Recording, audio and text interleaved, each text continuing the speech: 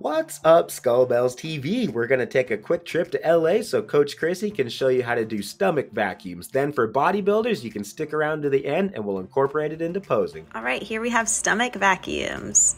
So what you're going to do is start on your back. You're going to take a deep breath in through your stomach. You can see how my stomach is rising. And then on the exhale, you're going to let all the air out. And you're going to think about pushing your back into the floor, belly button towards the spine. Lifting your rib cage up, holding that for 3 counts, and then exhaling all the air out. And if you need to, you can place your hands on your stomach to help connect with the diaphragm and the upper and lower abdominals. Inhale, see my stomach, rib cage lifting up, tailbone tucking under, hold, and exhale, let the air out. Once you've mastered that variation, you can move on to this advanced variation, which is on hands and knees. Same movement. As you can see, I'm lifting my rib cage up.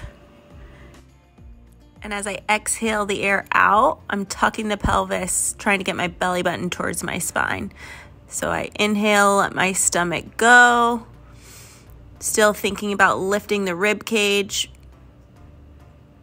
And holding that for 3 counts and repeating. Give it time, guys. Enjoy. For sure, anything worthwhile requires time and consistency, and ab training is no exception. Make sure you follow Chrissy too. She is a keto NPC bikini competitor as well as a full-time postural therapist, helping keep our team healthy as they grow and compete. All right, so our next challenge is going to be training for posing. We want to hold this pose for as tight and as long as possible. We need to think now in consideration of athletic performance and aesthetics at the same time.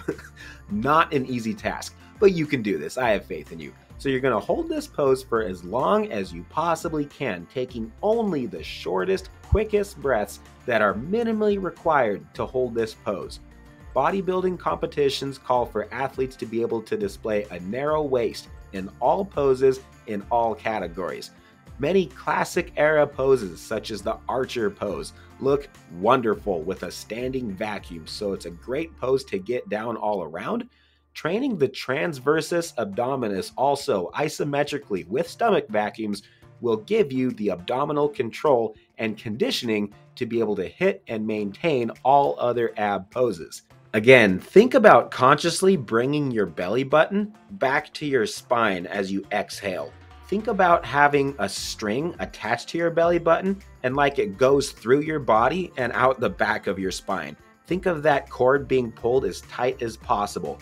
Anything that you can do to think about bringing your belly button in to make your waist as tight as possible is a win, and you want to think about that the entire time you're holding this pose. Pro tip on this one, you'll notice that I'm using a yoga mat. That definitely makes this exercise more comfortable and easier to do. So let's talk yoga for a second actually on that note. There's a cow pose and there's a cat pose. You want to start in the cow pose, which means you're going to let your belly hang out like a cow as far as you can, suck in as much air as you can, and then you're going to exhale and begin the vacuum pose.